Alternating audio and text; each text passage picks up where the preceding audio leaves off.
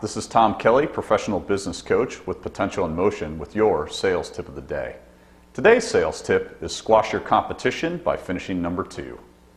You're probably wondering why any sales coach would tell you to finish second to the competition. The truth is you should always be looking to win the sale. At the same time, the reality is that sometimes you aren't going to make the sale, at least right away. And when that is the case, you want to position yourself as number 2. You may be wondering why you would want to do this. The answer to the question is apparent in something that just happened this week in my neighborhood. Cheetah Gym, a successful chain of gyms in Chicago, suddenly closed their doors this week. Export, one of the competitors to Cheetah, quickly positioned their sales team outside of all the Cheetah locations and was signing up disgruntled Cheetah Gym members right in front of their closed doors.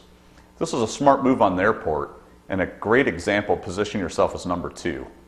Here are some keys to make this strategy successful. First of all, know your competition.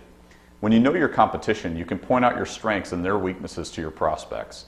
By doing this, you're positioning yourself for the future, even if you lose a sale. In my experience, your competition will eventually trip up, and then you can move in if you have positioned yourself properly. For example, if you know that your competitor has a poor on-time delivery record, and you lose a sale on price but have positioned yourself properly, who do you think they're going to call to clean up the mess when your competition fails to deliver on time? Yep, that's right, you. Number 2, you want to plant the seed. When you lose a sale, plant the seed with your prospect that if anything happens that they aren't satisfied with, you'll be glad to help them out of a bind. Think of this as being their insurance policy. By doing this, you are laying the foundation and groundwork for future business and planting a seed that will eventually be fruitful. Number 3, build a relationship. Look at your prospects as long-term opportunities and continue to follow up with them on a regular basis.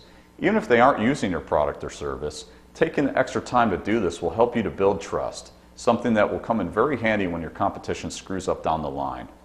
By positioning yourself as number 2, you're creating additional future opportunities for yourself that eventually come to fruition over time. Happy selling! If you're a salesperson, entrepreneur, or small business owner, and you're looking for some more tips, tools, and resources, please visit us online at www.businesscoachchicago.com.